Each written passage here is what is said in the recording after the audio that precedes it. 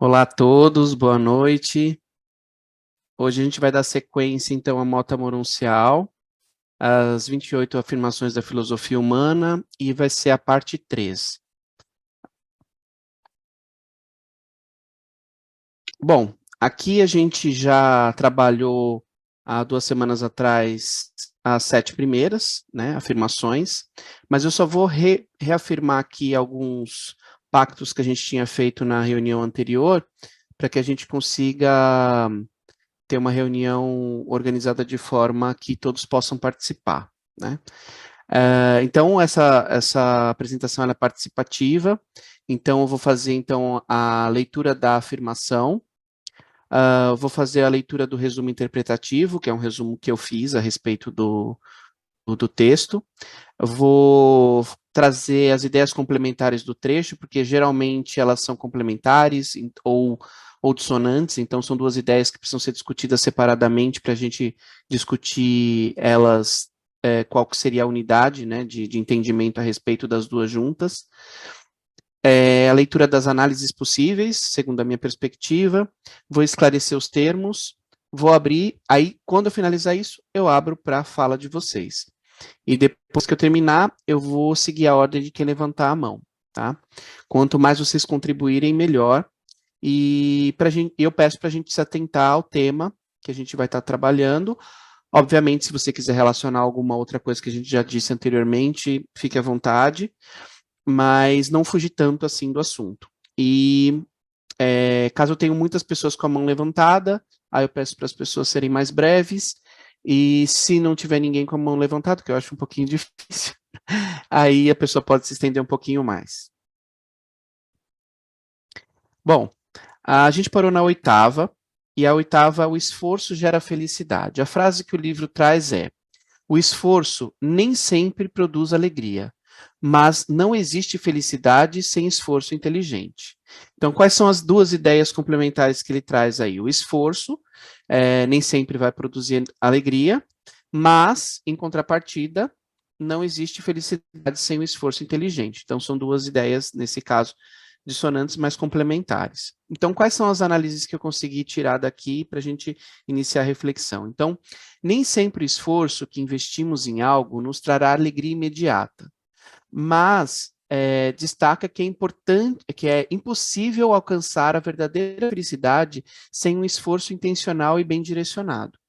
Então, na primeira parte, a gente vê que nem todo trabalho árduo ou empenho em uma determinada tarefa nos trará imediatamente uma sensação de satisfação ou contentamento. Existem situações em que o esforço pode ser cansativo, desafiador ou até mesmo decepcionante, e essas dificuldades podem não nos trazer uma sensação imediata de alegria. Já na segunda parte, a gente vê que a felicidade não pode ser alcançada sem um esforço inteligente. E isso implica que é necessário aplicar um esforço deliberado e estratégico em direção aos nossos objetivos e aspirações para encontrar a verdadeira felicidade, em vez de apenas trabalhar duro de forma indiscriminada. É necessário um esforço inteligente que envolve planejamento, foco, sabedoria para enfrentar os desafios e obstáculos que surjam ao longo do caminho. A felicidade duradoura requer um esforço inteligente que nos permite superar dificuldades, perseguir os nossos objetivos com propósito e encontrar um senso de realização e contentamento em nossas vidas, né? E aí agora queria ouvir um pouco de vocês. Opa, alguém levantou a mão? Alguém quer falar alguma coisa dessa questão?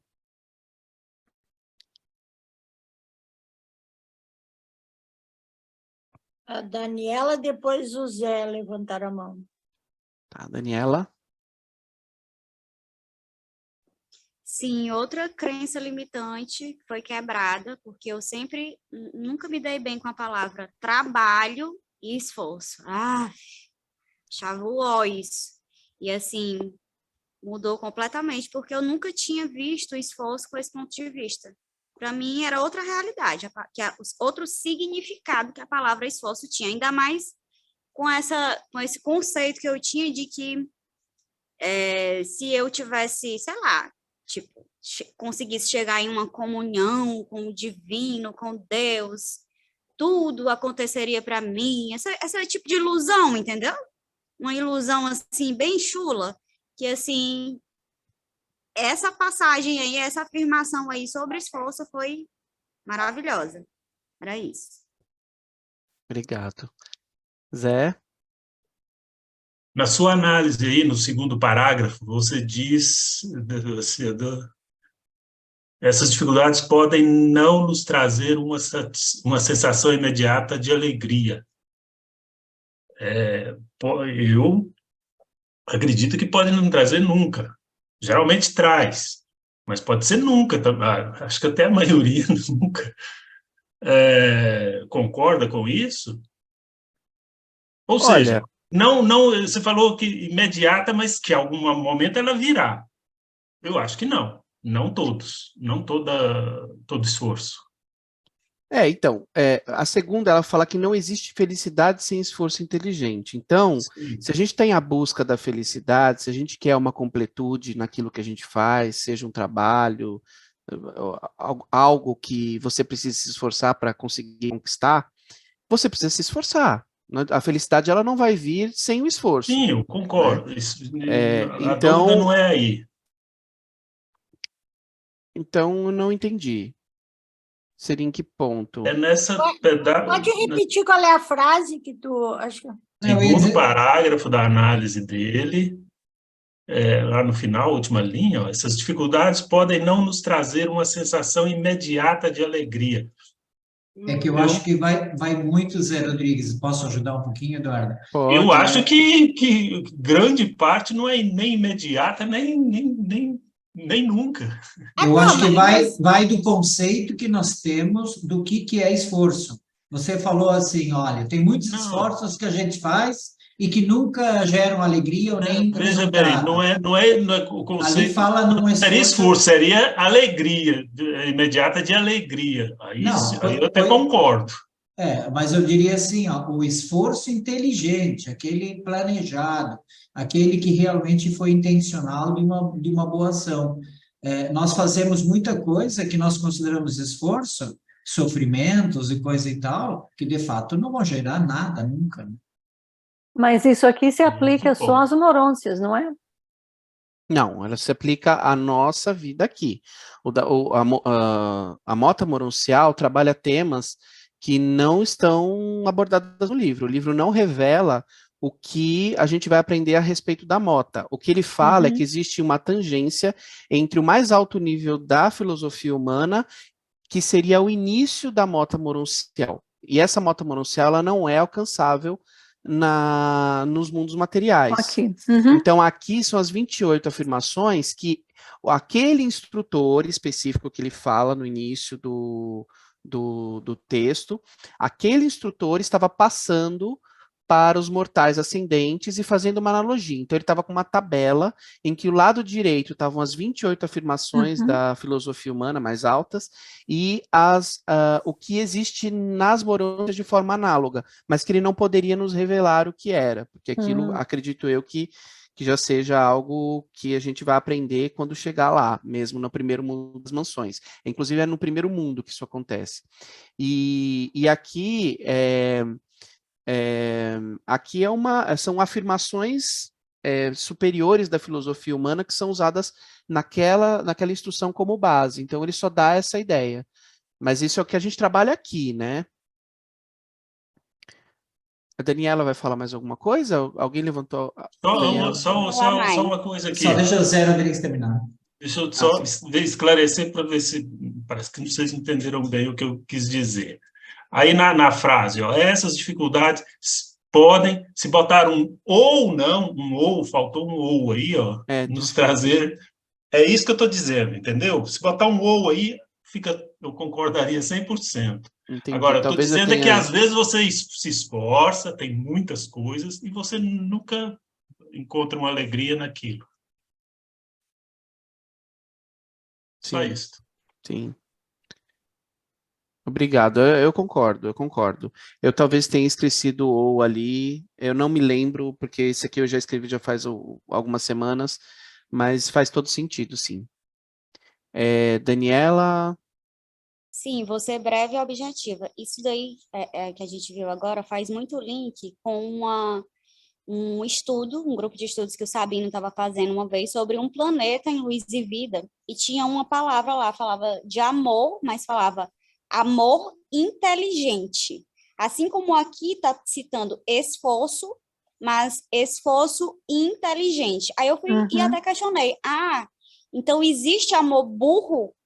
Aí a Claro. Suzana ficou até meio pé da vida e tudo. Como assim amor burro? Mas o Sabino entendeu, porque assim, no nosso conceito aqui, existe amor burro.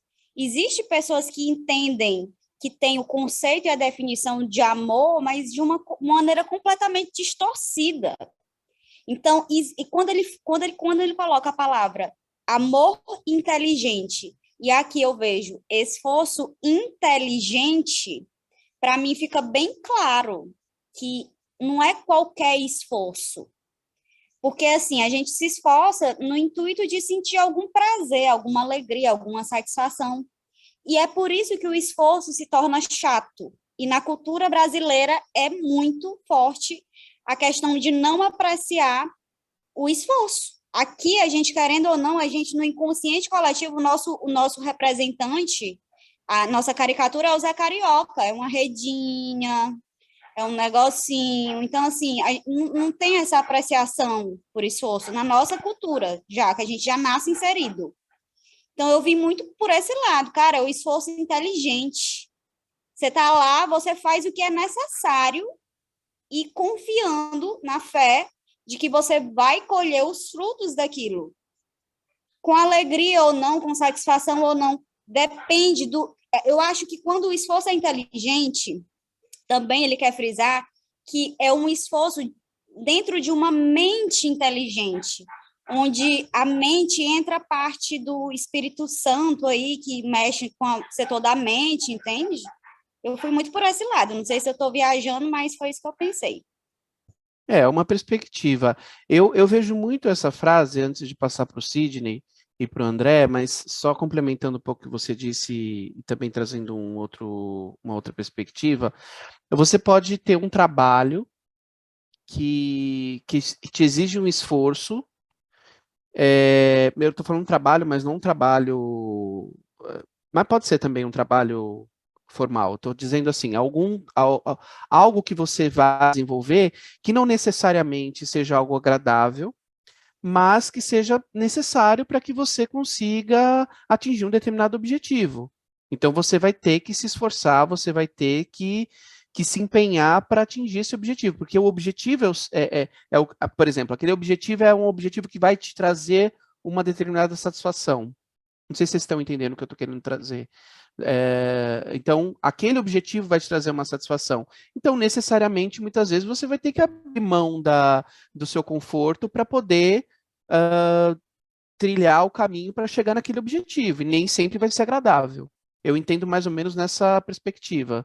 Eduardo, eu também, só para complementar, eu penso assim, se você não sabe ler e você precisa aprender a ler, aí você encontra alguém que está disposto a te ensinar a ler, mas não vai te demandar esforço para aprender a ler.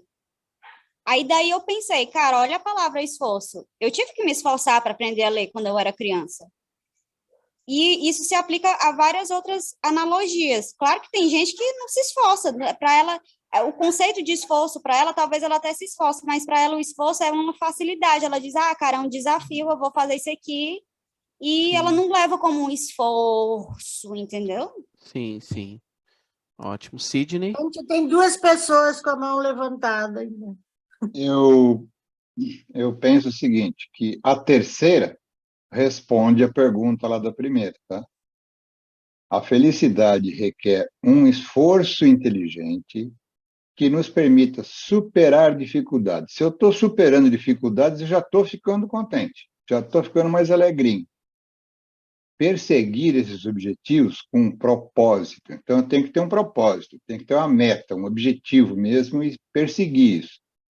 Encontrar um senso de realização. Então, se eu estou vencendo, estou conseguindo perseguir esses objetivos e conseguindo atingir esses objetivos, já estou me realizando e já estou ficando contentinho.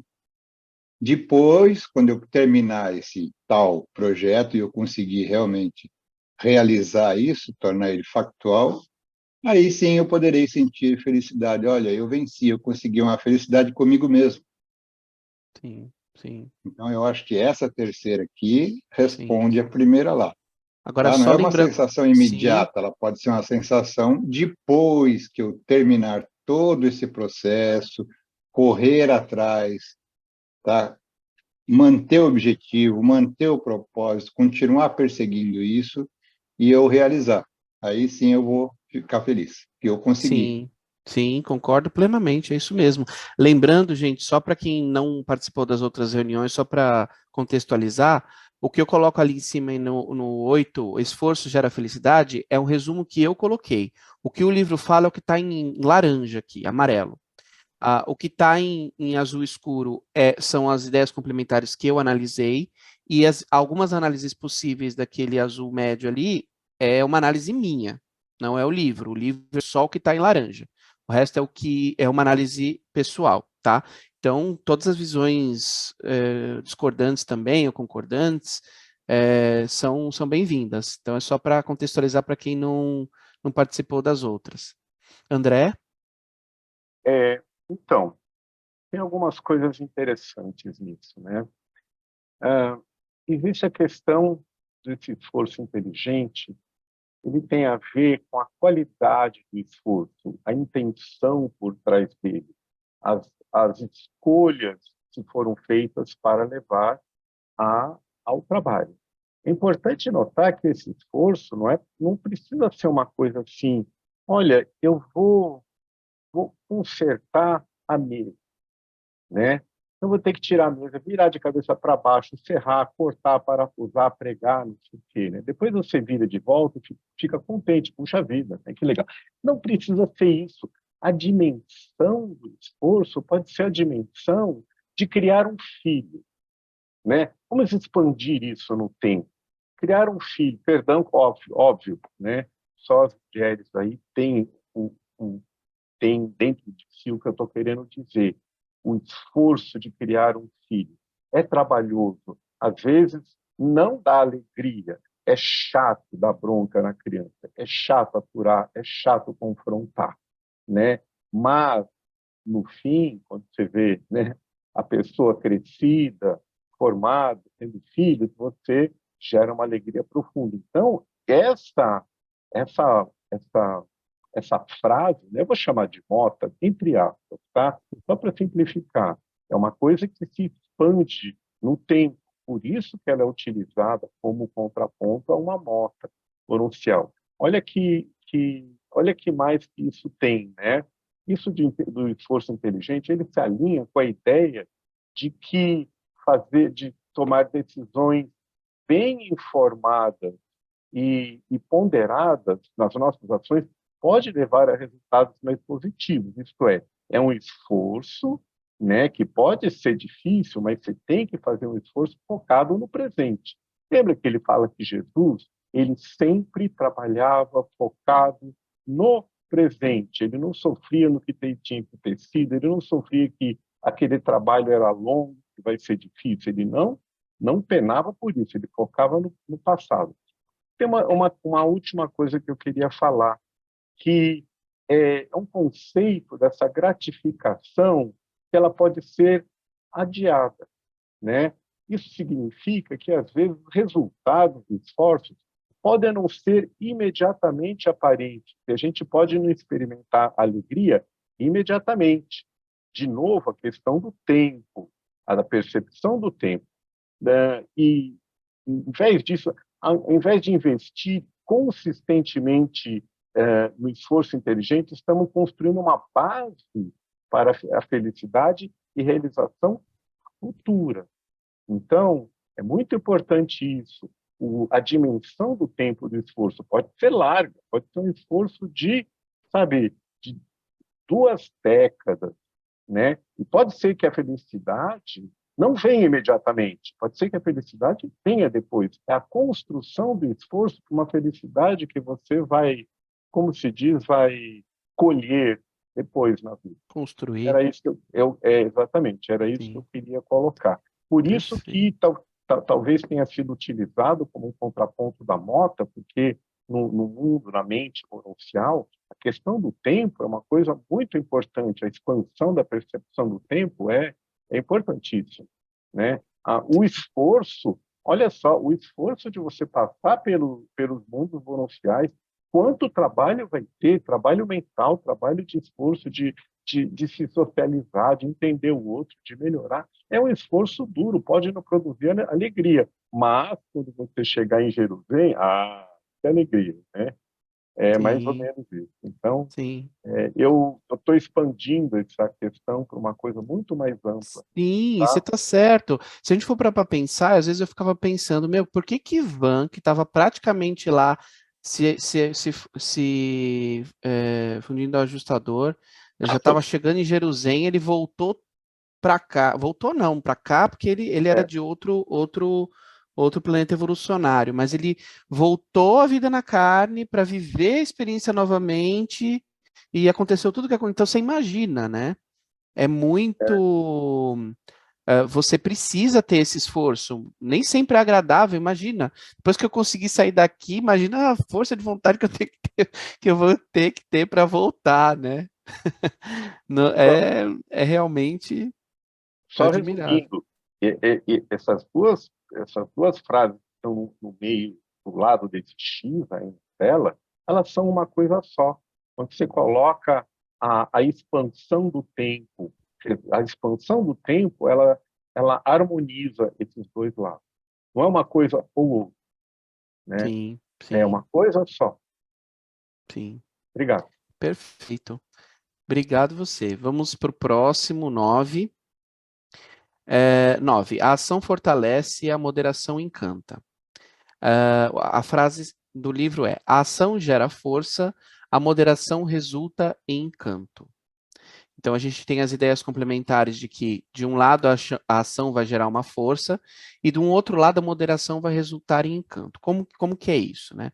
Então, a primeira parte, a ação gera força, sugere que seja um fator-chave para impulsionar o progresso e obter resultados concretos, né? Ou seja, estou gerando força através da ação. Então, é um resultado concreto. Já a segunda parte, a moderação resulta em encanto, é sobre evitar extremos e manter um equilíbrio saudável. Quando alguém é capaz de exercer moderação em suas ações, palavras e comportamento, isso pode gerar um encanto. O encanto aqui pode ser entendido como um tipo de atração magnética, um carisma que emana daqueles que sabem como ser equilibrados, gentis e harmônicos. A ação é necessária para gerar força e alcançar objetivos, mas é importante exercer moderação e equilíbrio para alcançar os mesmos objetivos adequadamente. Faz sentido para vocês? Eu vejo Jesus nessa explanação. Ele gerava encanto por ser moderado. Exatamente. André? Não, perdão, Ah, não é minha vez, não. alguém mais gostaria de complementar alguma coisa dessa frase? Eu acho que ela é bem rica, né? Porque assim, a gente vai ter uma ação, né? A gente tem algo para fazer. É, eu vejo muita atitude de fogo de palha, né? Aquela coisa assim, vou fazer, vamos lá, arregaça as mangas, vamos lá, vamos fazer, né? E toda aquela agressividade para fazer a coisa, né? E aqui a gente está vendo um outro contraponto, que é isso é uma atitude que geralmente as pessoas elas admiram, né? As pessoas que são, não, vamos lá, vamos arregaçar a manga, vamos fazer acontecer. E na verdade, assim, ok, a ação vai gerar força, mas com moderação ela vai gerar algo diferente disso, né? Com moderação, talvez você consiga resultados melhores, não sabemos, porque a frase também não traz muitos elementos, né? Mas é interessante isso, né? Sidney? Eu só quero concordar com o Lauri. Essa frase, toda ela, é só olhar para o próprio Cristo Micael. Ele encantava as pessoas, mas quando ele agia, era com força, ele fazia acontecer. Então é só olhar para ele, né, Jorge? Eu lembrei daquela outra frase do livro Durante, que Jesus, como é que é ainda que dizia? Que ele não era de chegar e dizer, ei, oi, tudo bom, tudo bem? Como é que ainda tem um termo lá que eles usam? Eu acho que é mais ou menos dentro disso também. Ele sempre foi moderado, né? Ele não quis ir além disso. Ele sempre tentava entender a situação. Vamos supor, a questão da ação gera força. Ele estava gerando ações, mas ao mesmo tempo ele dizia para aqueles pastores daquelas igrejas diferenciadas: olha, aqui vocês estão acertando, estão fazendo melhor, continuem, incrementem, quem sabe, mais isso um pouco, né? Interessante. E a gente às vezes não consegue, né? No afã de querer confirmar as ideias da gente, insiste e acaba realmente não criando efeitos nem resultados. Eu acho que não é só o meu caso, mas muitos leitores do livro de Urântia, a gente quer convencer os outros, né, daquela leitura que para a gente é tão linda, tão bacana, tão explicativa, só que eles não estão prontos, não querem, né? Hoje, por exemplo, eu falei para vocês há pouco que eu conversei com um muçulmano por uns 15 minutos, 20, ele só conseguia falar do julgamento das pessoas, que as pessoas tinham que perdoar e serem perdoadas, tá? Ele só conseguia ficar nessa forma de pensamento. Depois, um pastor da IURT, ele só conseguia falar que Jesus tinha vindo para nos salvar, e que tinha morrido na cruz, e que é só isso, né? Basicamente era isso, né? Então, eu não conseguia entrar além disso muito na conversa, eles não escutavam. Interessante. É. Moacir? Tá sem áudio, Moacir.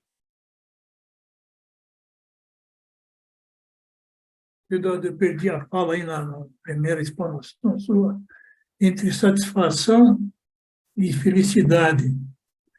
Então, eu acho que a felicidade, você primeiro vai ter a satisfação pelo esforço e pelo trabalho, e após isso, que você vai ser feliz.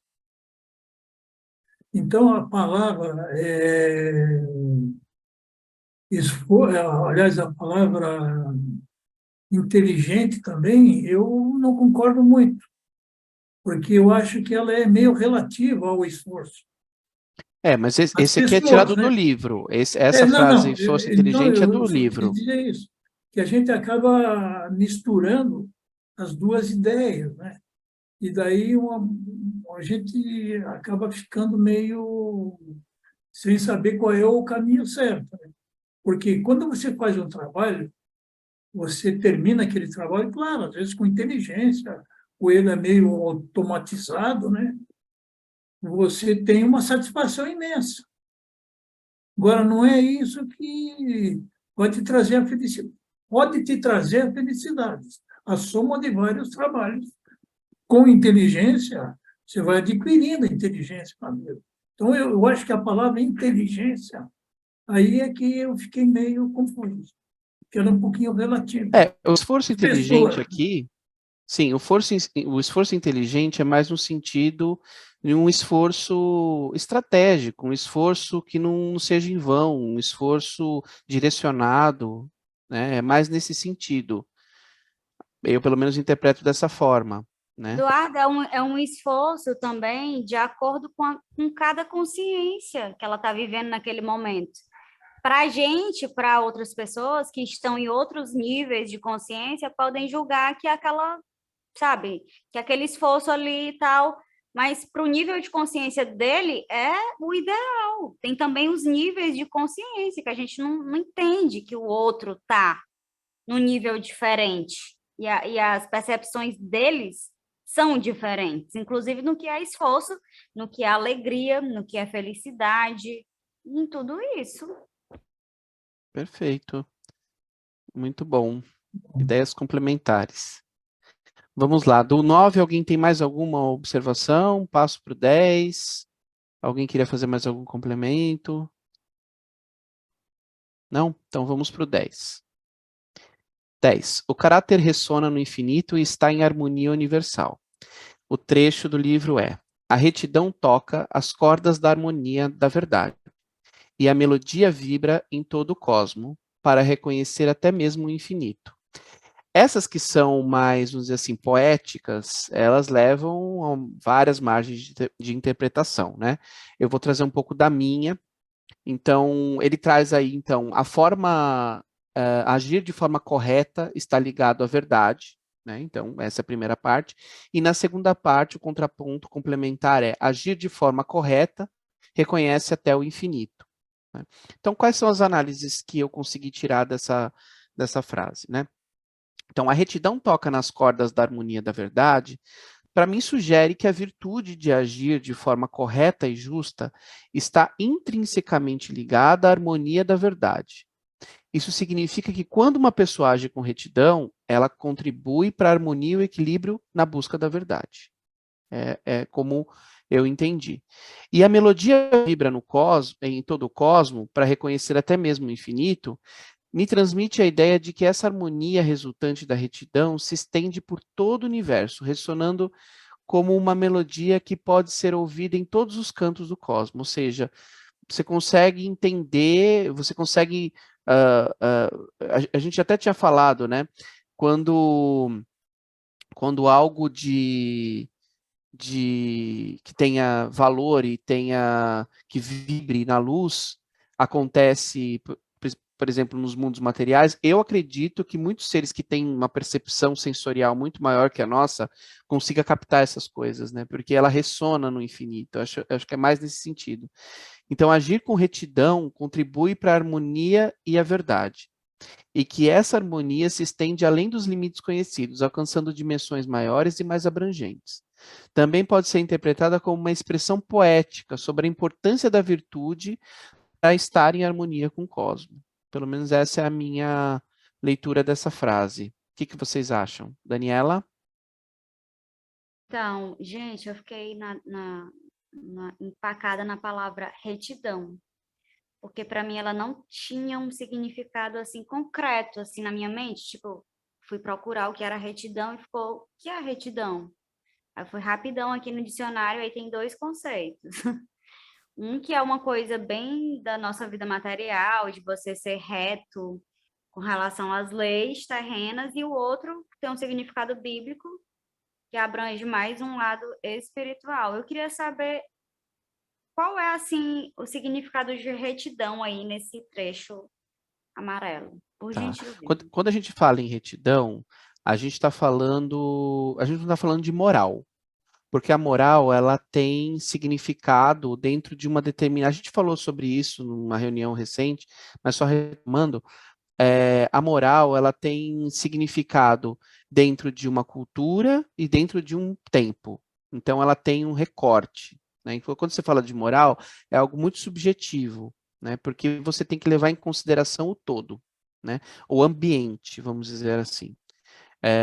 Quando a gente fala de ética, por exemplo, a gente não está falando de moral, a gente está falando de valor, a gente está falando de retidão, a gente está falando de uma atitude reta, de algo que está que ressona no universo, que está em sintonia com os valores morais. Então, valores morais num sentido, vamos dizer assim, valores éticos, vamos dizer assim. Então, a palavra retidão segue mais um caminho não moral, mas ético, entende? Sim. Eu fico pensando, porque a moral, a ética, ou a retidão, mas eu sou um cara ignorante. A retidão que eu tenho é baseada na minha cultura, naquilo que a moralidade do meu tempo e da minha época, como você coloca como uma verdade. Eu acho que, sei lá, eu fico pensando, na realidade, tem muito a ver com o de você ser autêntico, né? Como é que é aquele termo, não sei se a Estela está aí, que fala assim, você ser Autêntico, autêntico, autêntico, né? Como é que é? Tem 3 vezes falando, repetindo a mesma Sinceridade. coisa. Sinceridade, mais Sinceridade, sinceridade. isso. Então, eu fico pensando, na realidade, essa retidão é a sinceridade com a qual você se manifesta. Você está sendo sincero mais que você pode, mesmo que você seja um ignorante ou você esteja naquela cultura, naquele tempo, fora, mas se você está realmente fazendo uma ação, deve ter alguma influência, talvez, do ajustador de pensamento que te deixe sincero, né? Sim. Integridade também, né? Exatamente, integridade. Quando a gente fala de verdade, né, o livro fala muito sobre isso, a verdade está nesses valores como o amor, como a misericórdia, essas são as verdades absolutas, né? Isso sim são, a gente pode dizer que são valores éticos, são valores retos, né?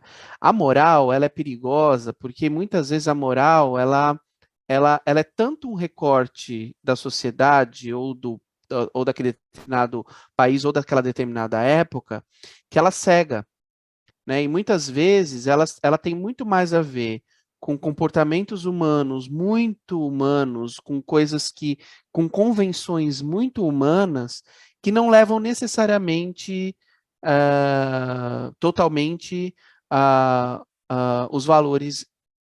Vou dar um exemplo prático. Você pode dizer que se separar, você se casou, você se separou, você é um pecador, né? Isso você está fazendo um julgamento moral.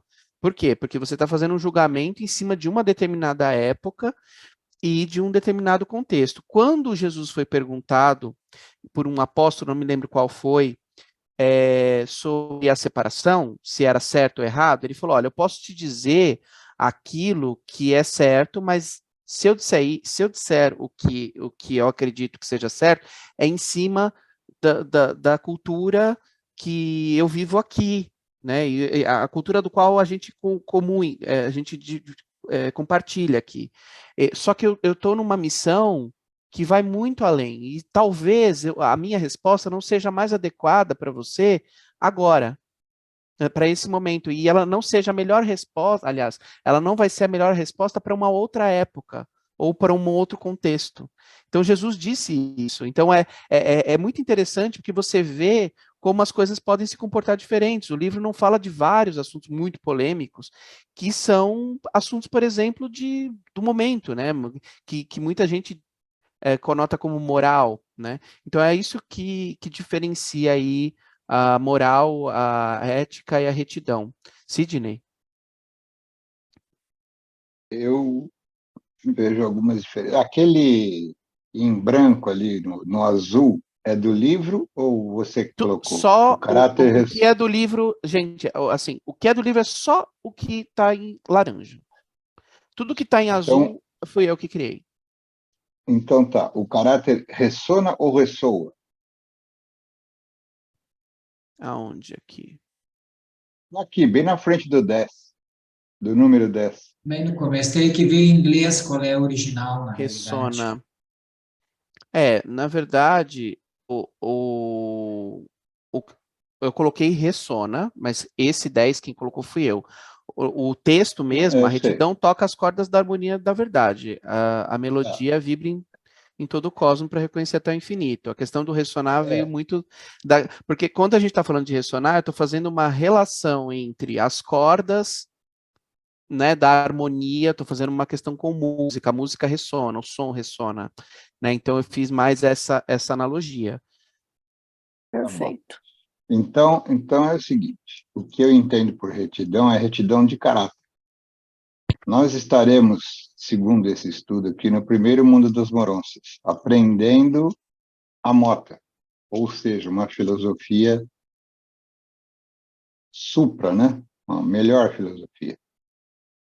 E teve uns estudos atrás aí, que eu não lembro nem o que foi, nem com quem foi direito, mas eu disse exatamente, mais ou menos, se tem um exemplo. Se eu cometer alguma coisa aqui muito grave, aqui mesmo, no planeta, bem grave mesmo, não é uma coisinha besta, vai ressoar no cosmos. Eu tenho certeza disso.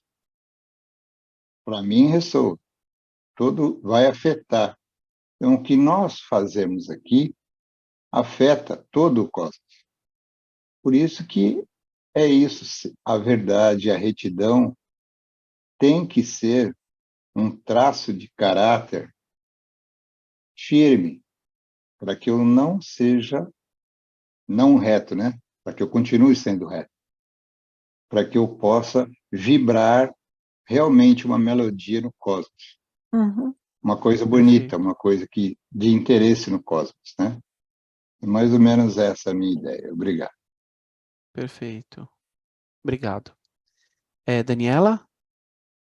Sim, o Sidney falou exatamente o que eu estava pensando, só que assim, eu vi uma passagem no livro que falava que tudo que qualquer ser está, né, se experienciando e tal, para chegar ao paraíso, Peraí, gente, só um momento, me falhou a memória.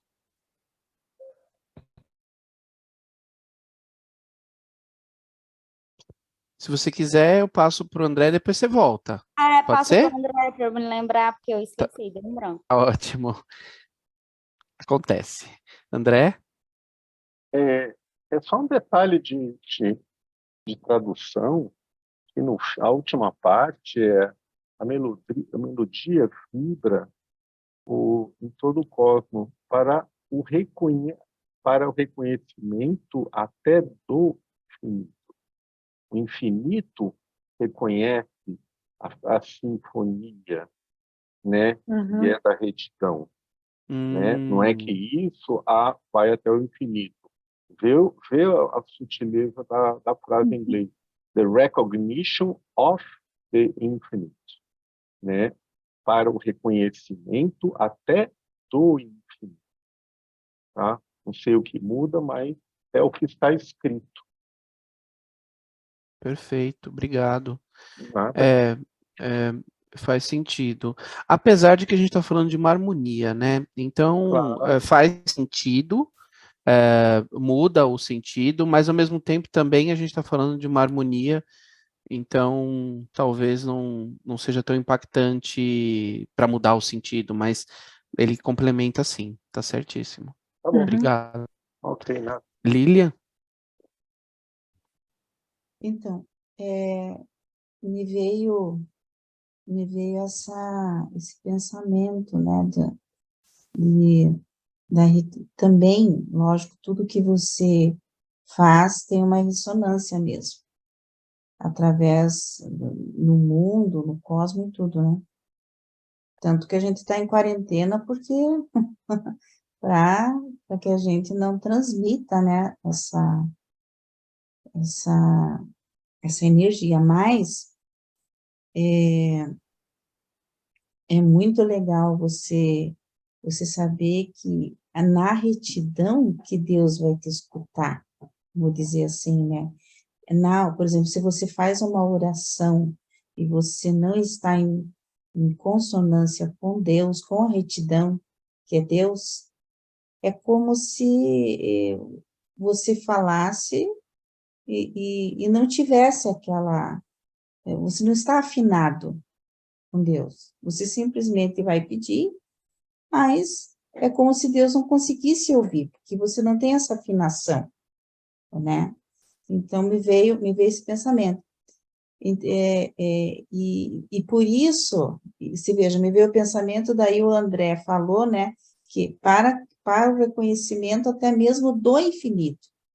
Então, quer dizer, eles estarão conectados a nós através dessa retidão. Então, quanto mais reto você estiver, mais fé você vai ter, né?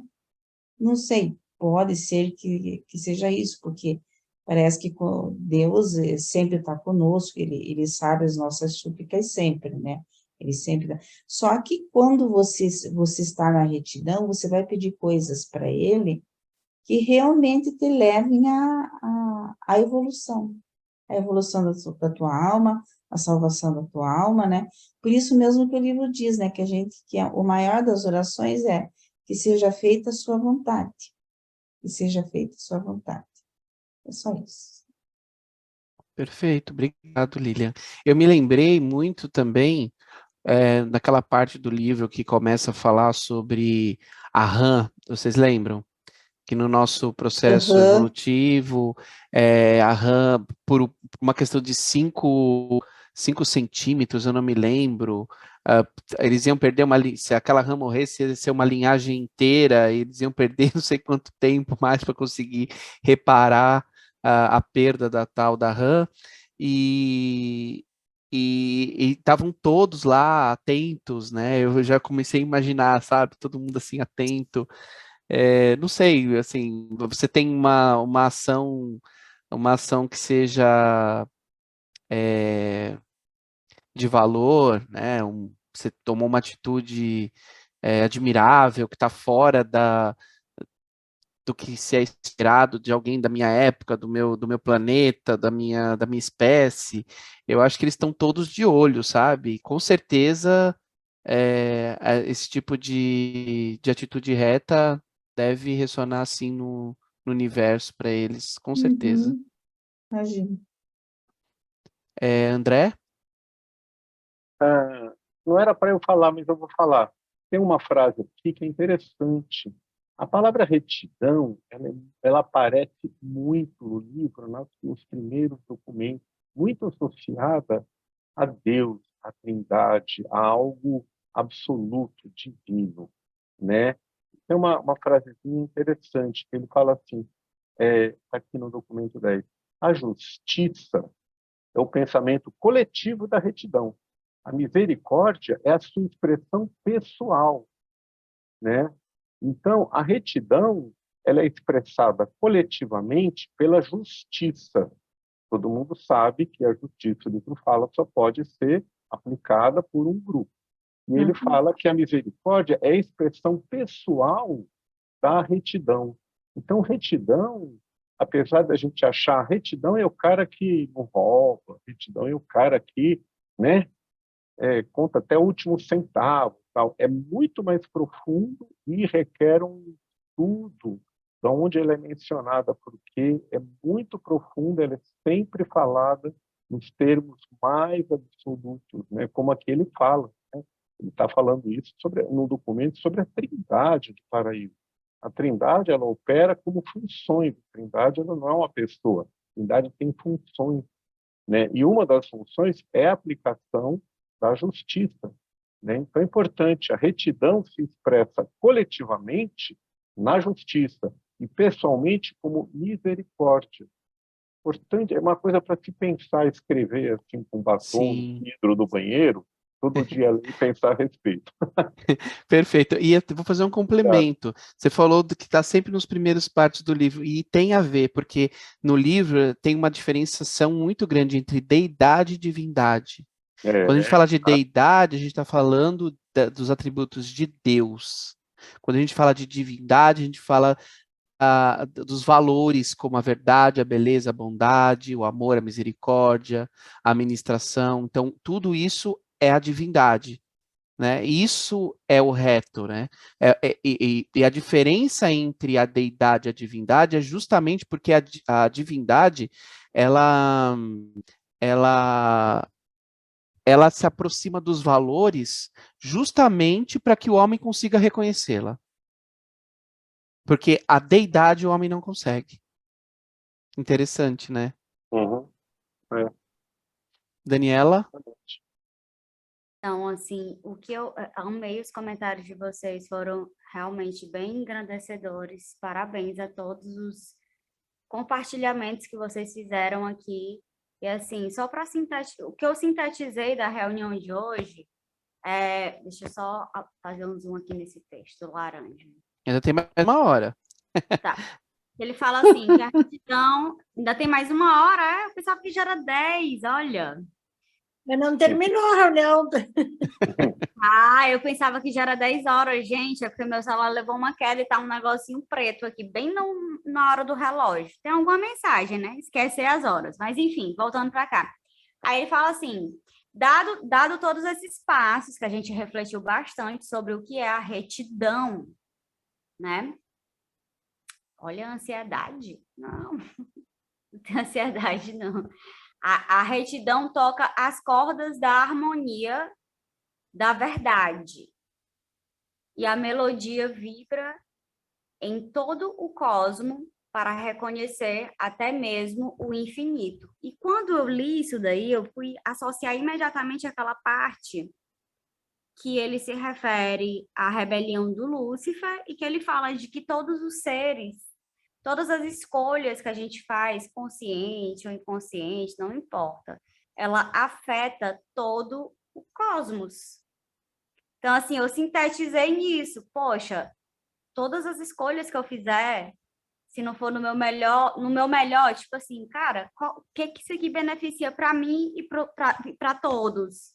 Se eu não estiver baseada nessa pergunta, é bem complicado. Então, me lembrou isso, porque todas as minhas escolhas, elas vão repercutir em todo o cosmos. Olha como a gente é importante. E a gente se acha um grãozinho de areia. Ah, quem eu sou? Ah, mas olha o tamanho desse universo. Não, tudo que você faz repercute. Assim, foi isso que me marcou, entendeu? Eu queria trazer aqui para a gente refletir e também refletir no que a gente tem de verdade no coração. O que é realmente retidão para a gente? Sem Perfeito. Dicionário, sem conceitos que a gente pegou dos outros. O que significa para a gente? O que é retidão? Tem significado, mas também tem uma interpretação, como tudo, né? Claro. Mas obrigado. Moacir?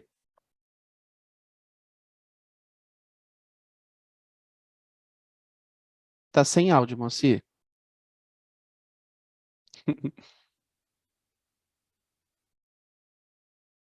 Tá ainda sem áudio. Tem que desbloquear a... Não, é que eu perdi o... Mas vou dar um exemplo bem prático aí. Nós falamos muito em música, em ressonância, você também falou. Eu vejo assim, nós somos um instrumento musical da qual nós precisamos, como é que se diz, sintonizar com o diapasão de Deus, no caso, entendeu? Porque senão nós estamos fora, não estamos na mesma sintonia. Evidentemente que não vai casar nunca. Então, esse diapasão, todos nós temos. Sabemos o tom dele. Se nós não nos afinarmos com esse diapasão, que seria o que vem do nosso universo, de Deus, enfim, cada um pensa da forma que quiser, não estaremos nessa ressonância, como a Daniele falou aí, né? Uma música, uma orquestra, se tiver um instrumento desafinado, perde o valor àquela música, né? Então, um exemplo assim, meio chulo, mas eu acho que... faz sentido. É o que ele está trazendo aqui. Não é à toa que o livro é sábio, ele vai trazer vai fazer uma analogia que tenha sentido. Fica tranquilo, é assim mesmo, faz sentido. A harmonia é isso, a harmonia vem dos dois lados e são vários fatores. Bom, vamos ao 11. 11. A ação fortalece, o ato é nosso e as consequências de Deus. Então o livro diz: os fracos condescendem em tomar resoluções, mas os fortes agem. A vida não é senão um dia de trabalho. Faça o bem. O ato é nosso, as consequências são de Deus. Então, por um lado, ele traz que os fracos podem definir intenções e, de um outro lado, ele traz que os fortes agem. Então, na minha análise, a primeira frase ela afirma que as pessoas fracas tendem a apenas tomar decisões e não agir de acordo com essas mesmas decisões, enquanto pessoas fortes agem e colocam suas resoluções em prática.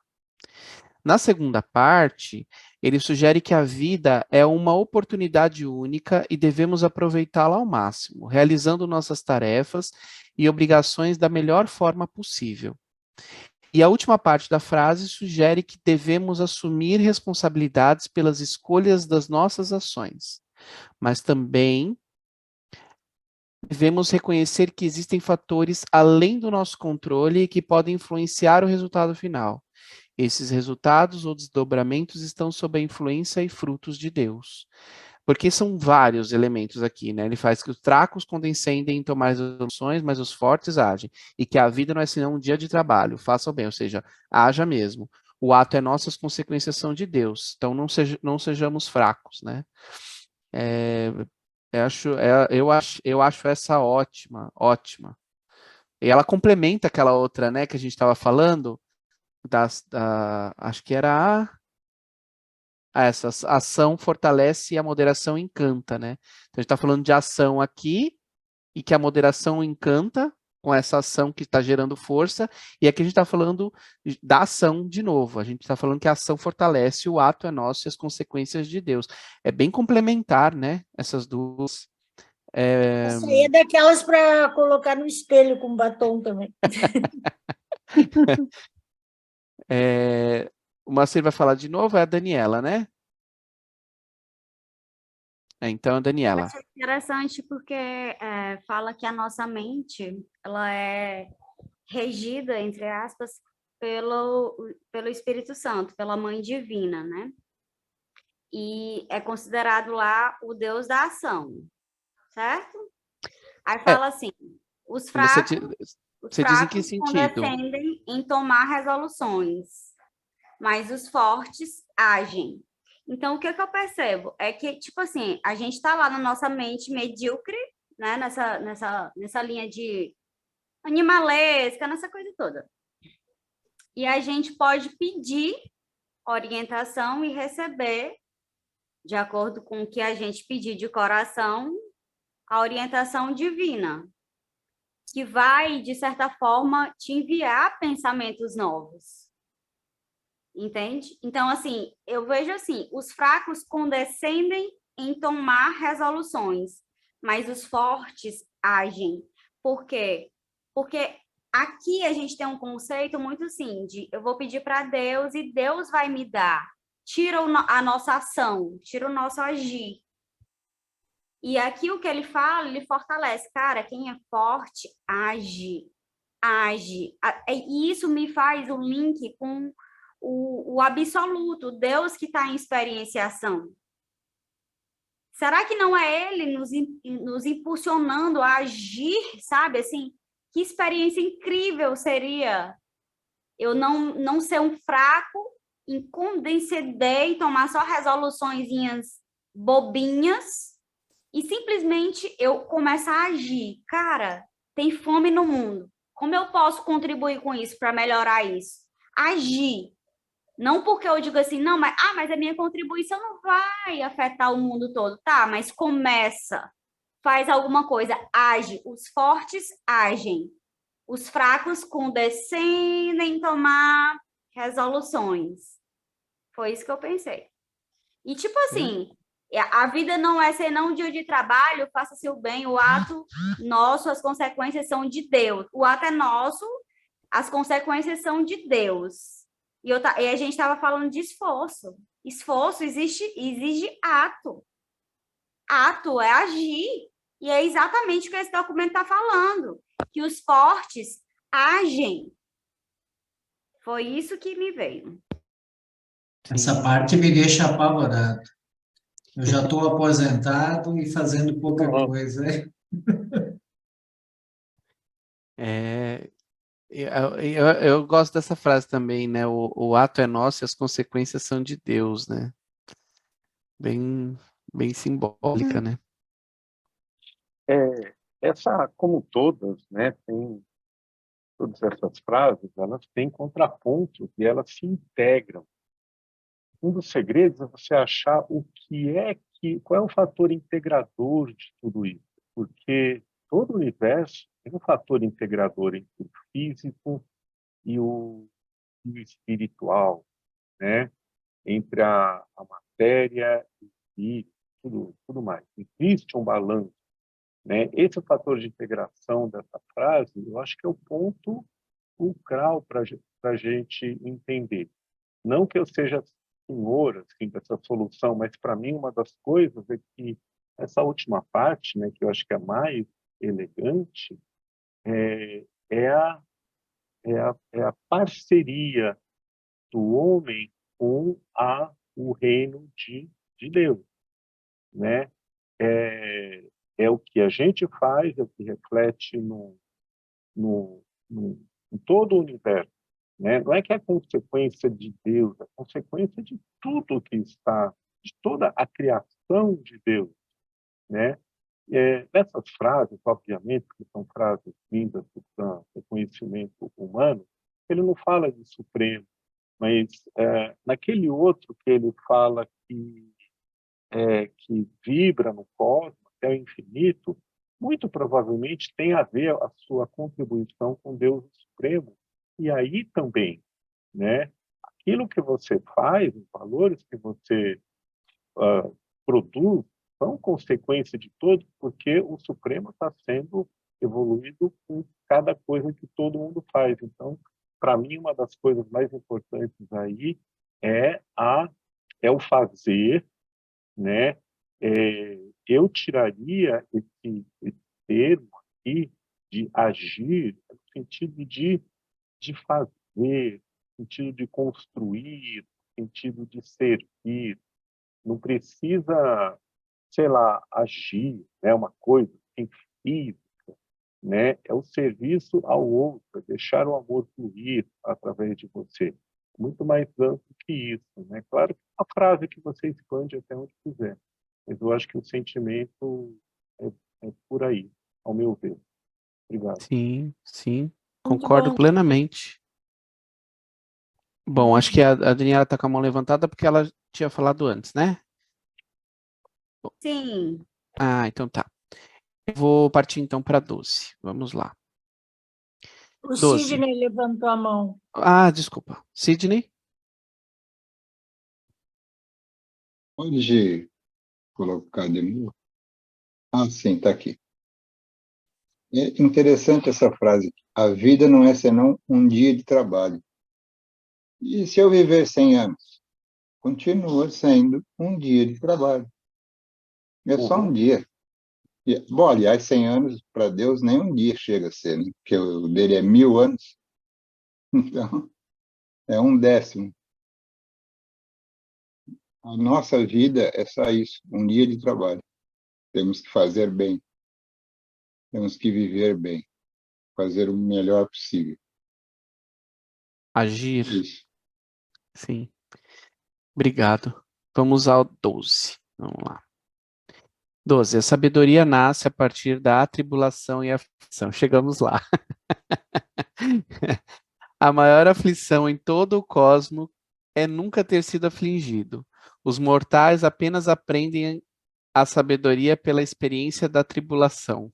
I love this one. Cadê as três? Cadê as três? Vamos lá. A gente não discorda nem um pouco disso aí. Então, ideias complementares. Então, por um lado, ele coloca aqui a maior aflição é nunca ter sido afligido, né? A maior aflição do cosmos. E por um outro lado, apenas aprendemos pela experiência da tribulação. Então, quais são as análises possíveis que eu consegui extrair? A ideia central é que os seres humanos só podem adquirir verdadeira sabedoria e compreensão por meio da vivência de tribulações e momentos difíceis. Ao passar por essas experiências, os seres humanos têm a oportunidade de aprender, crescer e desenvolver uma compreensão mais profunda da vida e do mundo ao seu redor. É através da superação de dificuldades que adquirimos conhecimento valioso e sabedoria prática. Apesar das experiências, muitas vezes desagradáveis, aqueles que passam por momentos difíceis têm a chance de extrair lições valiosas e verdadeiramente compreender e apreciar o significado e o valor da vida. Polêmico. Vamos lá. A Daniela começa. Eu quero começar assim. Eu tentei dar o zoom aqui na parte que fala assim, que só aprende, só esse nome só aprende. porque não é, no meu ponto de vista, não é, pelo sofrimento, só que a consciência, olha só, a maior aflição, segundo o livro, né? A maior aflição em todo o cosmo, não é assim, numa galáxia, num planeta, em todo o cosmo, é nunca ter sido afligido, olha o nome. Os mortais apenas aprendem a sabedoria pela experiência da tribulação. Eu entendi. Gente, olha, tu substituiu o só pelo apenas, porque aqui ele está falando, os mortais apenas aprendem a sabedoria pela experiência da tribulação. Uau! Mais respeito ainda eu tenho pelos meus momentos de tribulação. Entendeu? A ficha gigantesca que caiu. Gente, eu vou desmaiar da ficha que caiu aqui. Era isso. E eu desvalorizando tudo. Ah, dá uma coisa errada. Meu Deus, por quê, meu Deus? Mas por que comigo? Porque o mundo sofre. Olha o vulcão explodindo. Gente, olha a ficha que cai. Ótimo. Perfeito, obrigado. Ângela? Sim, só um lembrete, o lobster só cresce quando ele está em aflição. Ele cresce, aí não dá mais, não expande, aí é onde, o que ele tem que fazer? Ele tem que tirar aquela casca e criar uma nova. E assim somos nós damos muito valor quando, por a dificuldade, a tribulação, nós conquistamos alguma coisa. Poderia dar exemplos até onde não dá mais, pela minha idade e experiência de vida, mas não vou dar, não. Eu acredito que todos nós, nesta sala, temos experiências nisso. Só isso, queria. Sim, sim. Eu vi a Lília levantando a mão, é isso? Não, eu ouvi, eu abri o vídeo, mas eu nem vou levantar a mão, já vou falar. Então, o interessante é que ninguém quer sofrer, né? E aí está dizendo que nós temos que sofrer, e essa é a metodologia usada por Deus. E pronto, porque se nós não sofrermos, nós não vamos avançar. Porque ali está, né? A sabedoria, aprendem a sabedoria pela experiência da tribulação. Então, quer dizer, nós temos um pensamento totalmente diferente. A gente não quer sofrer, a gente não quer sofrer, não quer ver as pessoas ao nosso lado sofrerem, né? Então, por que isso? Por que nós temos dentro de nós que o sofrimento é ruim? Se aqui está dizendo que o sofrimento é preciso, é necessário. Sim. Moacir? Tá sem áudio, Moacir.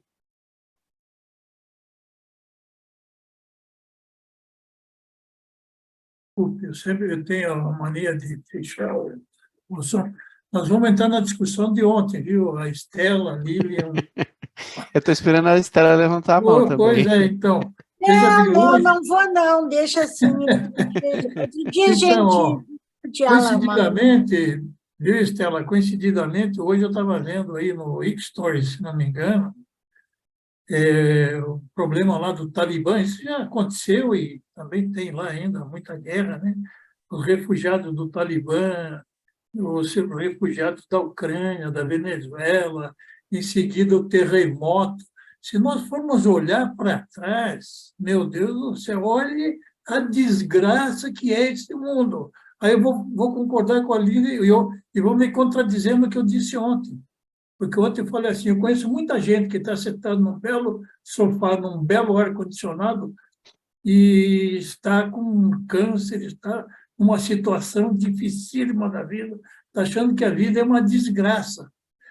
Mas tudo é verdadeiro, tanto o cara que tem posses, como esse pessoal que eu citei aí do Talibã, dos refugiados, é uma desgraça plena nesse mundo. Nós sofremos sentado no sofá assistindo a televisão. Então, às vezes eu pergunto, mas eu vou falar uma palavra bem baixinho para não sair daqui do nosso grupo. Mas que Deus é esse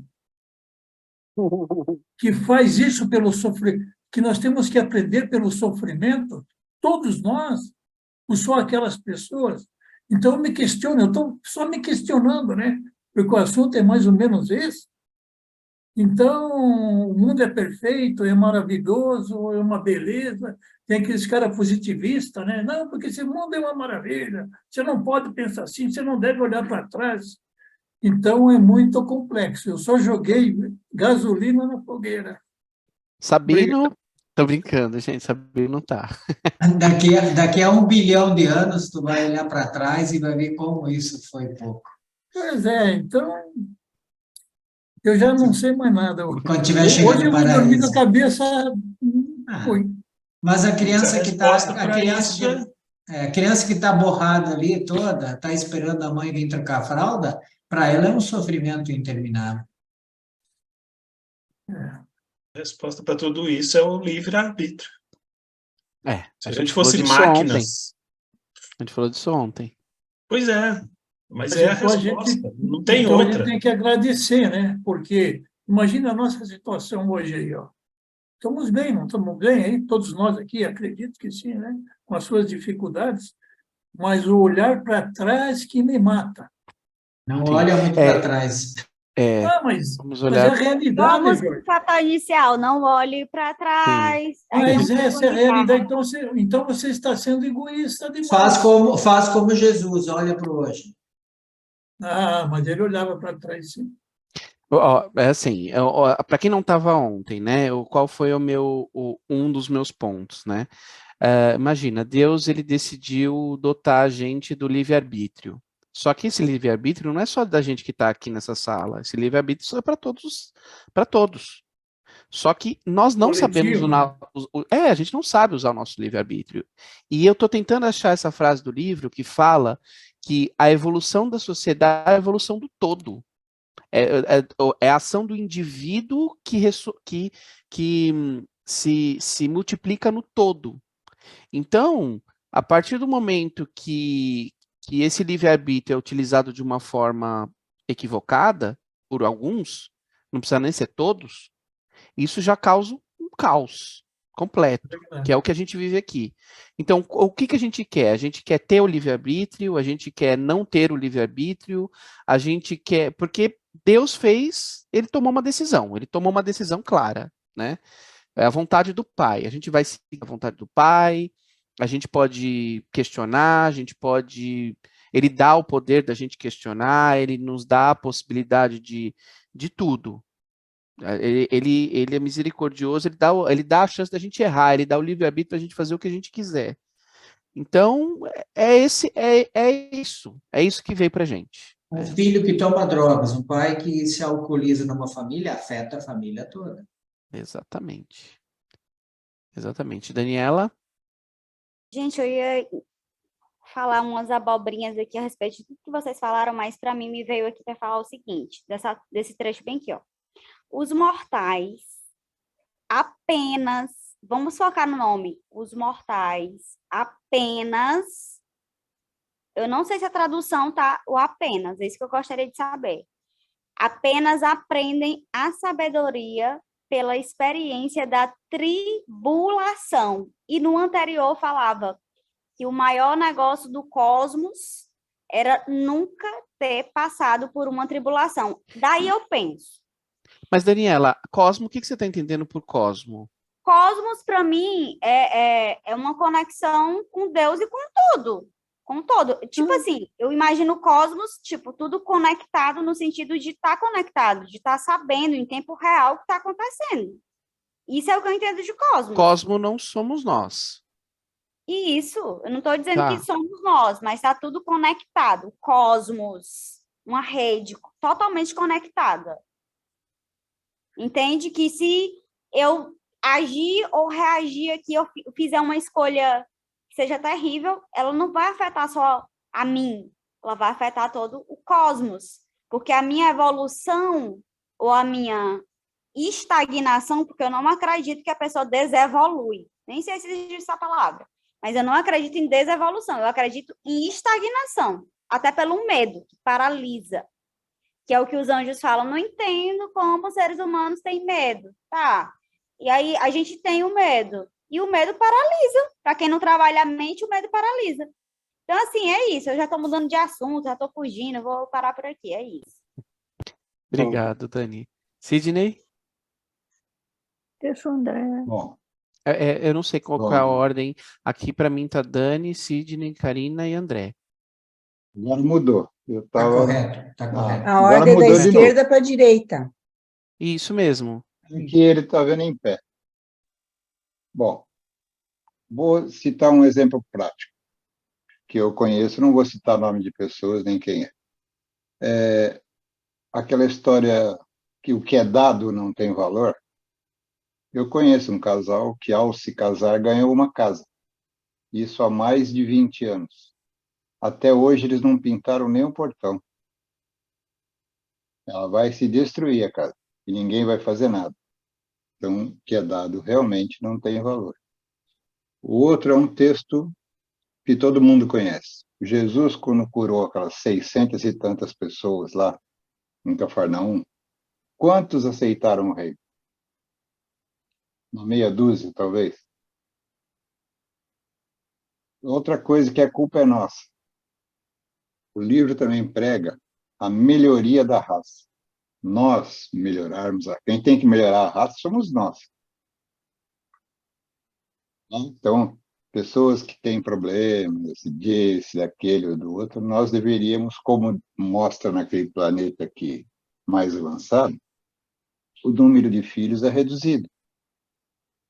Para os humanos melhorzinhos, o número de filhos é... O que acontece aqui no nosso planeta? Exatamente o contrário. As pessoas que têm um certo poder aquisitivo e que têm mais estudo, vamos dizer assim, têm poucos filhos. O cara que nasce lá no lixão, que nem foi dito ontem aqui, ele tem 10 filhos. E ele mora lá. Quer dizer, isso tudo, quem faz, somos nós mesmos. Nós é que estragamos tudo. Por isso que tem que ter a tribulação. Porque o homem só aprende desse jeito, e infelizmente é verdade. Não vai ter jeito. Enquanto você vai tomar cacetada até aprender. Um dia aprende, um dia vai chegar em luz e vida, mas vai demorar bastante, mas vai chegar. Por causa Sim. de nós mesmos. Nós é que não fazemos a coisa certa. É só isso, obrigado. Obrigado, Sidney. Concordo. André? Então, Acho que quem estava na fila antes, tinha alguém antes? A Karina, Karina. pode falar, querida. Pode falar. Tá com áudio? Sim, agora sim. Não, Sim. é que demorou um pouquinho, eu até perdi um pouco o meu raciocínio, mas voltando a falar sobre a tribulação, eu não concordo muito, porque é como se forçasse o ser humano a aceitar que ele tem que passar pelo sofrimento. Eu vou mais pelo de raciocínio que o seu Moacir estava falando. Eu acho que a gente não... Porque não vai fazer muito sentido depois que veio a Santíssima Trindade. Ela não veio para nos libertar do sofrimento e nós termos a nossa livre escolha de arbítrio e essas coisas. Então, acho que o 12 é como se fosse o ser humano assim, ó, você tem que aceitar a sua tribulação, porque é isso que Deus quer, assim que tem que ser, e você tem que levar isso para sua vida. Por outro lado, assim, tem ser humano que ele só vai ter sabedoria de vida se ele passar pela tribulação. Sei lá, eu tô jogando isso no ar, então, porque para minha linha de raciocínio hoje não faz sentido eu ver que a pessoa tem que aceitar o que o 12 está falando, que ela tem a tribulação. Senão, não é a vontade de Deus. Sim, Karina, Não somos mais 3, agora somos 4, já estamos arregimentando mais pessoas. Vocês vão Não, levar e o seu outro Moacir filho. não conta? O seu Moacir não conta? Ah, é? Ó, já tem 5, viu? Daqui a pouco já tem maioria. Eu nunca disse que eu era contra. Mas vamos Mas eu lá. escuto você falando sempre, Eduardo, que é tudo à vontade do pai, tudo à vontade do pai. Que pai que é esse? Cruel, que tem que aceitar tudo. Ah, Não fica é tranquila. bem assim. Desculpa. Não é bem assim. Existe uma Nossa, outra coisa tá chamada longe da providência divina, realidade. uma outra coisa chamada providência divina que ajeita tudo isso. Fica tranquilo. Sim, tem a Exatamente. providência divina também. Uhum. Esse Deus, ele é misericordioso. Agora, essa questão do sofrimento, eu acho que é algo que talvez aqui a gente não tenha essa resposta de uma forma satisfatória. Aliás, muita coisa a gente não vai ter resposta satisfatória aqui, né? Muita coisa o livro revela que as coisas humanas, reais, que vão fazer a integração correta entre o material, o espiritual e o moroncial, vai ser visto na realidade moroncial. A Mota vai responder muitas das questões que a gente tem aqui. Só que a gente é ansioso, a gente é angustiado, a gente tem muita coisa, a gente quer resposta. Eu também quero essa resposta, eu gostaria de ter essa resposta, mas eu também já aceitei que talvez eu não tenha, e faz parte, né? Mas eu acredito sim que Deus é misericordioso, Deus é amor, Deus é valores espirituais. Quanto mais a gente lê o livro, mais a gente entende isso. Agora, sim, a vontade do Pai que você tinha falado, Karina, é o meu jeito de ver. Eu não consigo, porque eu nem estaria aqui se eu não acreditasse na vontade do Pai. E tem coisas que eu questiono, sim, eu vou continuar questionando, né? Mas isso não vai invalidar a meu desejo de fazer a vontade do Pai. Mas isso é uma coisa muito individual. E com relação ao Espírito Santo, eu não consegui ouvir muito porque travou muito o que você disse. Então, eu não vou conseguir contextualizar. Mas, de uma forma geral, o livro de Urântia não segue muito essa linha que você trouxe das religiões do cristianismo, na verdade, né? Mais do cristianismo propriamente dito. André? Então, sinceramente, eu realmente não consigo aceitar que ah, essa frase, né, seja usada em mundos moronciais como um contraponto para uma Mota, que é uma filosofia estereoscópica. O livro usa esse termo, né, como se fosse uma visão de dois olhos, né, temporal e espacial, para as frases mortais. Eu não acredito que eles estejam vendo essa frase de uma maneira tão limitada como a gente aqui vê. Né? De novo aquela história da gente não ter uma percepção temporal das coisas. Eu pergunto, quem é que sofre com como é que chama? Um dente que foi arrancado, com um tratamento de canal no dentista. Quem é que sente esse sofrimento? Ele foi apagado no tempo. Tudo isso, que é muito chatíssimo, das aflições e dos sofrimentos aqui na Terra, serão obliteradas no tempo. Ninguém vai lembrar mais disso. Não presta para nada. Isso daí presta o quê? Agora eu vou entrar no assunto de tribulação e aflição.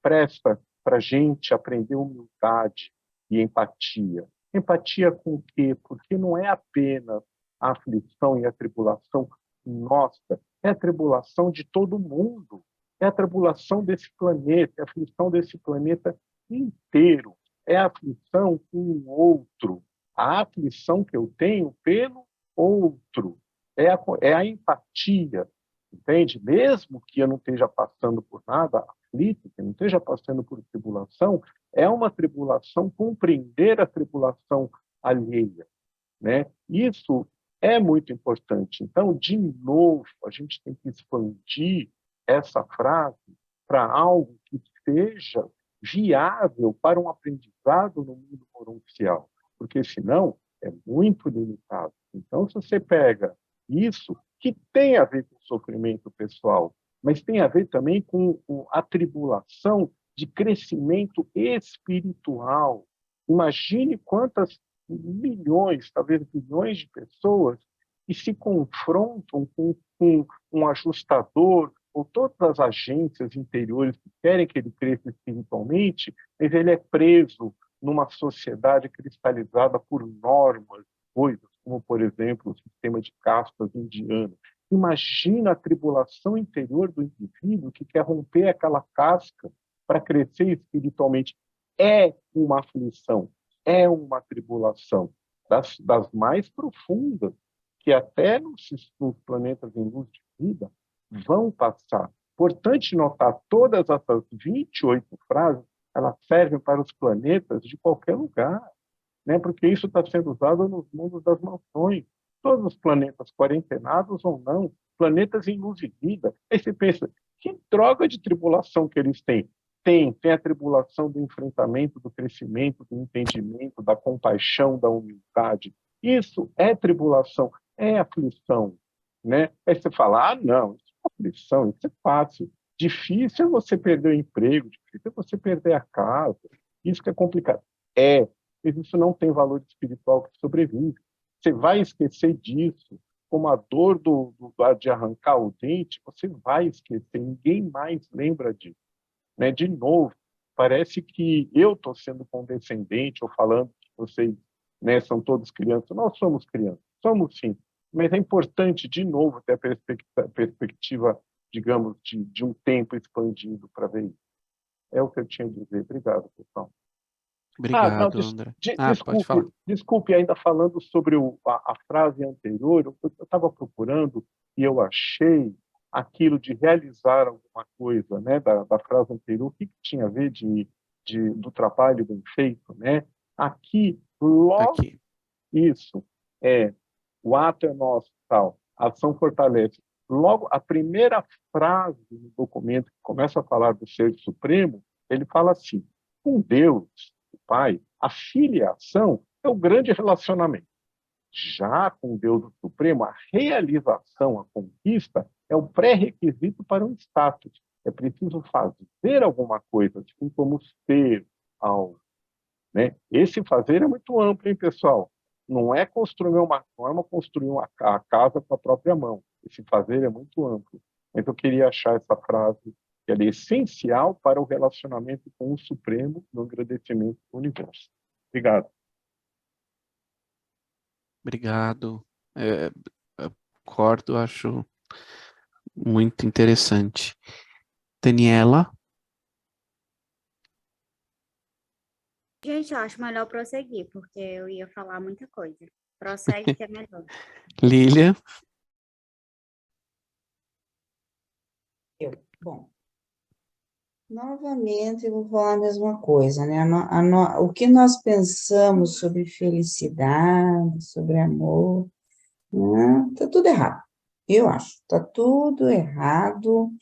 Não que a gente não deva, só que a gente acha que tem que encarar a tribulação, a aflição, a dor, o sofrimento, tudo quanto é coisa, com uma coisa mais normal, sabe?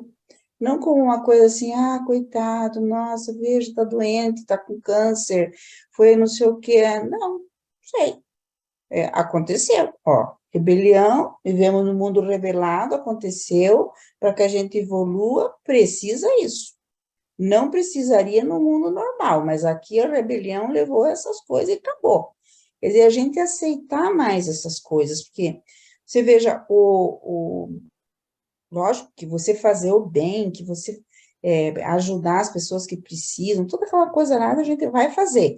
Só que, assim, não ficar no, sabe? Eu sou muito assim. Eu queria que todo mundo fosse feliz, tivesse saúde. Só que as pessoas, pelo que eu vejo, elas têm que passar essas tribulações, porque senão elas não vão aprender. É como é que se diz, quem falou, o seu Sidney, ele fala, né? Elas não vão aprender, infelizmente é assim, é na bigorna e no martelo, entendeu? O negócio do universo. E a gente fica tudo cheio de florzinha, eu sou assim, sabe? Ai, florzinha, isso aí. Mulher é assim, né? Ai, vai cuidar da criança, meu Deus, vai cuidar de tudo. Não tem nada disso, não tem nada disso. Solta aí né, e pronto. E deixa de se preocupar tanto com as coisas, sabe? Porque Deus cuida, Deus está cuidando, Ele sabe o que Ele vai fazer com aquela pessoa, né? Se aconteceu aquilo, aconteceu, era para a pessoa, foi a permissão de Deus, porque a gente sempre pede que Deus nos livre do mal, né? Então, se aconteceu aquilo, foi a permissão de Deus, ela tem que aprender alguma coisa e pronto. Porque é assim, gente, nós somos pessoas, se fosse por nós, a gente nascia e queria tudo na mão, e não queria fazer nada. Essa é a grande verdade. Como é que é? Rede, sombra e água fresca. A gente não queria mais nada. Que tivesse um pezinho... É carioca. Que tivesse um pezinho de fruta do lado, entendeu? E a gente não via.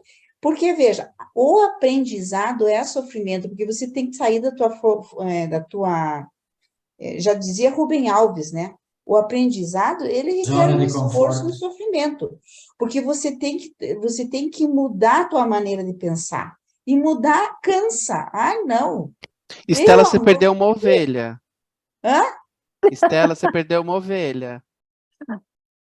Não entendi. Ela já se conformou. Sair da área de conforto. Isso, sair da área de conforto. Você não, você está ali calmo, de repente vem algo assim bombástico para você. Digo, não, eu estava tão bem com a Bíblia, né? Rezando lá na igreja, e agora vem me dizer que não existe inferno, então, né? Os maus não vão mais para o inferno. Ah, tá. Quer dizer, meu Deus, agora eu vou ter que mudar toda a minha cabeça.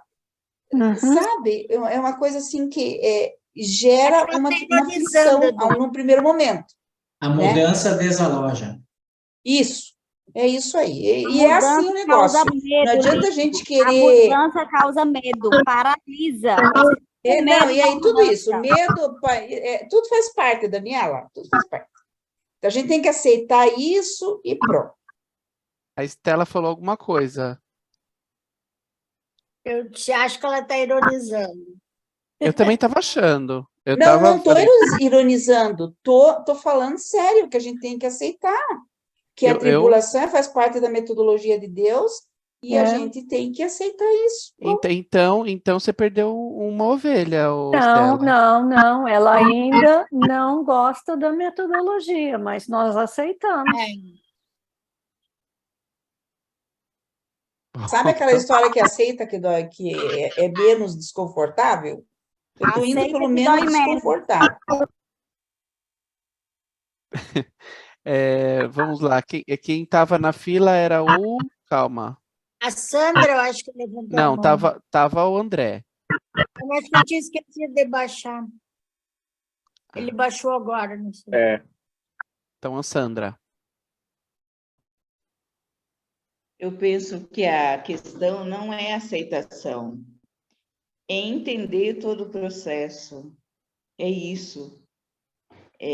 Falar em aceitar dá a impressão que pode acontecer um monte de coisas ruins e você não questiona, não trabalha isso porque está certo. Não é isso. É viver com intensidade, pensar a respeito dos acontecimentos e reagir com sabedoria diante deles. Eu acho que é isso. Eu penso que a aceitação não cabe, porque deixaria a gente de novo numa zona de conforto. Ah, está acontecendo isso de ruim. Ah, mas tem que ser assim mesmo, então tá bom. Eu penso que não é isso. E eu penso que a gente está olhando assim, com milindres para as questões. Eu acho que é preciso coragem para viver, e se a gente quer seguir adiante, entender, não é necessário aceitação. Eu acho que precisa de reflexão para experienciar a vida e e contribuir da melhor maneira possível, eu penso. Sim. Foi o que me ocorreu. É isso. Obrigado, Sandra. Daniela vai falar mais alguma coisa? Sim, mais uma vez eu quero evidenciar esse trecho do livro que diz: os mortais apenas aprendem a sabedoria pela experiência da tribulação. Aí o que diz que significa tribulação? Gente, tribulação é um evento ou situação aborrecida, desagradável, aflição, tormento, diversidade. E eu pergunto para vocês, isso não causa sofrimento? Pronto, ó, associou tribulação a sofrimento. Eu estou dizendo que aqui, neste planeta, eu não estou dizendo que o Pai só educa pela maneira do sofrimento, mas aqui diz, os mortais, nós, mortais, aprendemos a sabedoria pela experiência da tribulação. Se a gente vai entrar no sofrimento e ficar vivenciando a tribulação, é uma escolha nossa. Por isso que é sabedoria, porque você aprende a escolher. Escolher.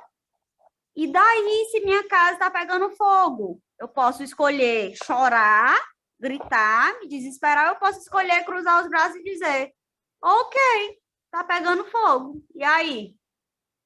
Entende? É disso que eu estou falando. E aplicado para a vida prática. Para a vida prática.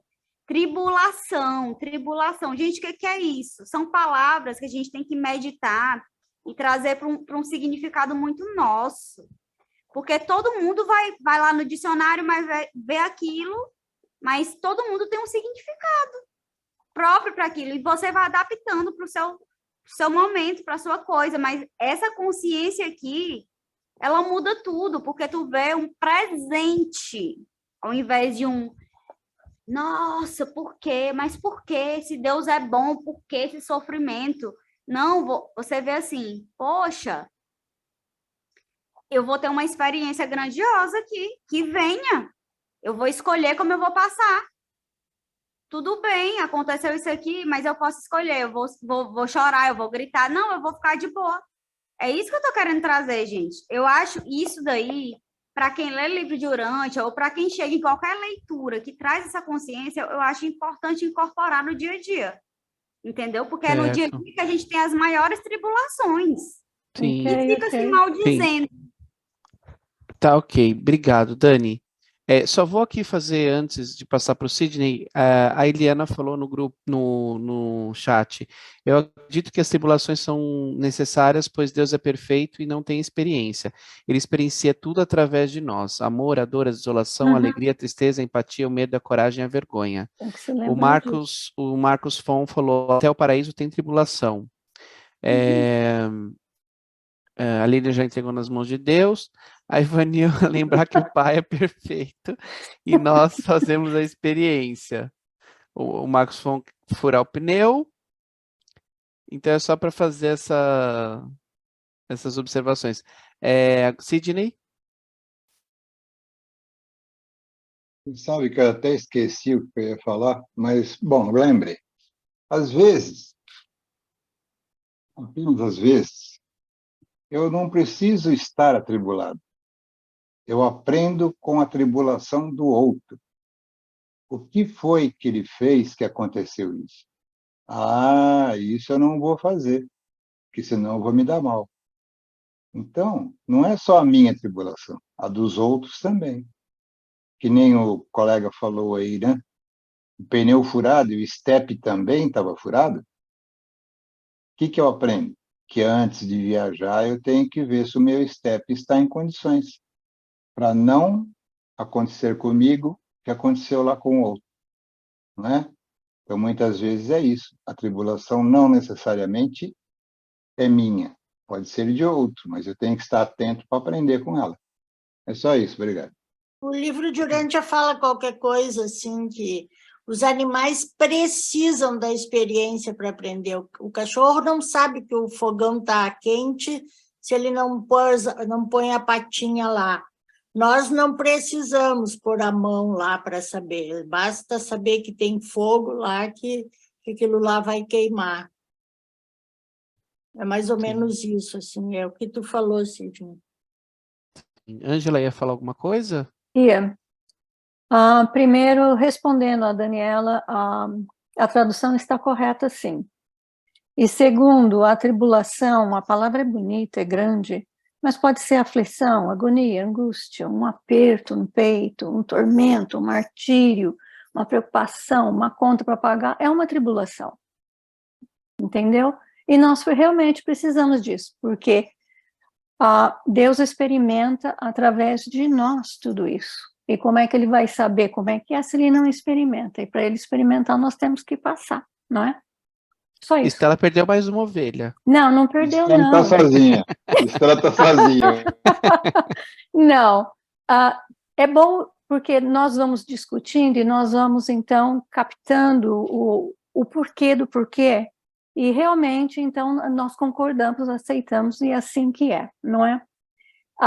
Mas o caso, como vem lá com a Lília, por que tem que ser assim? Mas isso a gente vai saber depois, ainda é cedo. É a metodologia que a gente não concorda. A metodologia. Tem que aceitar, né? Camila, e todos aí, olha, mudar de ideia não significa que você é uma pessoa fraca.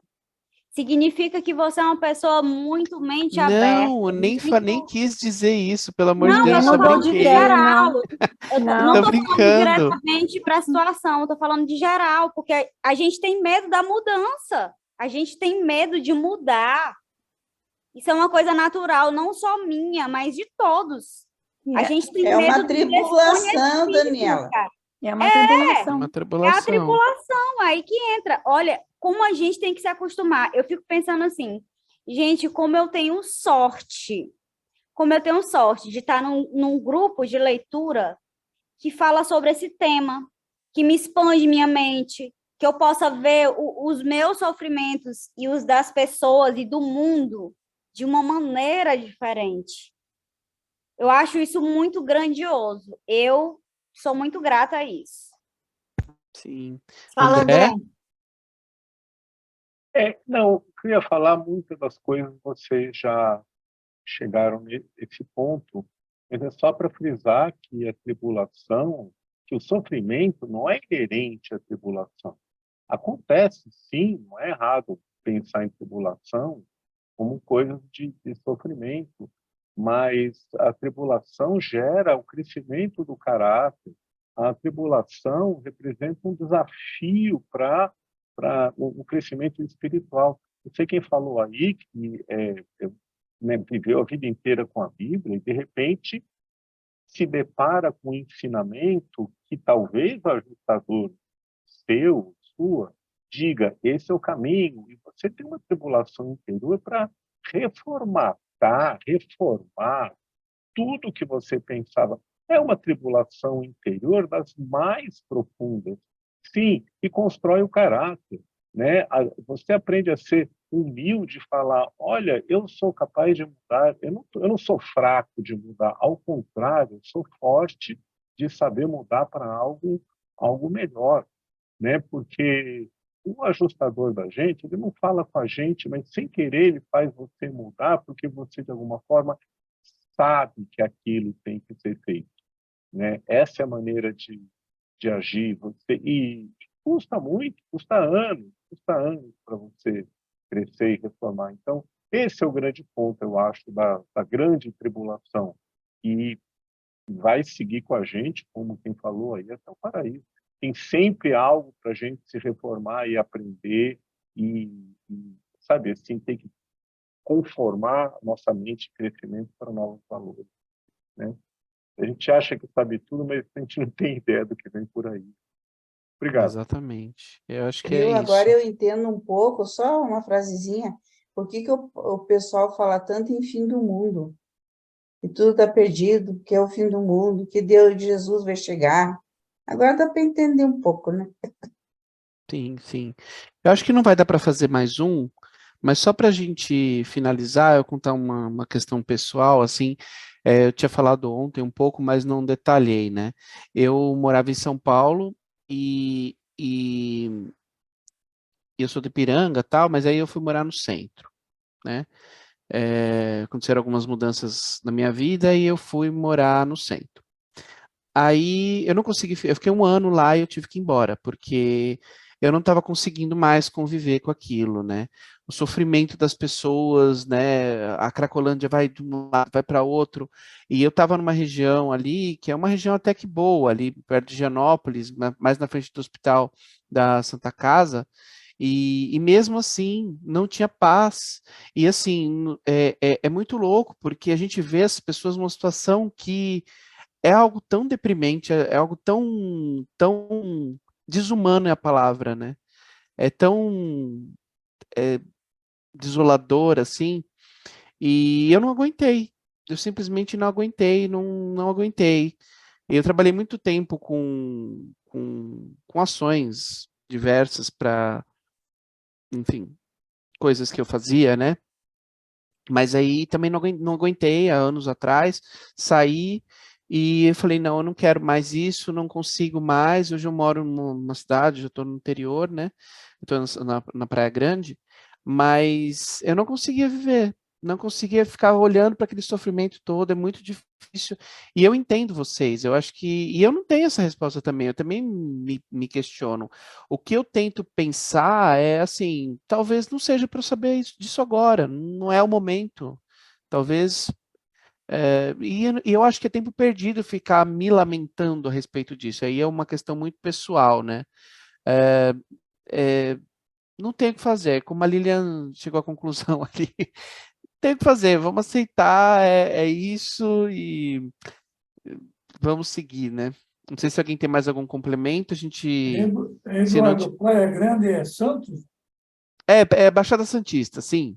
Pô, então você saiu de um péssimo lugar e foi para outro. Eu estive Mas vendo. eu não moro em Santos, eu moro na Praia Grande. E é ótimo Então, aqui.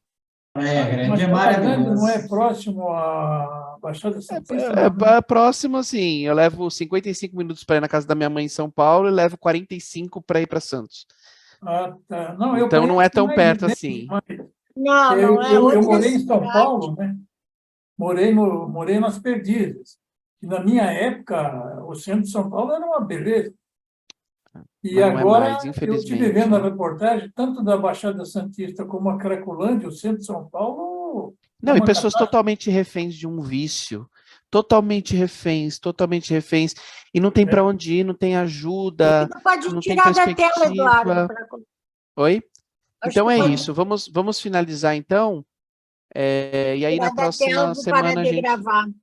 Isso. Aí na próxima semana a gente continua.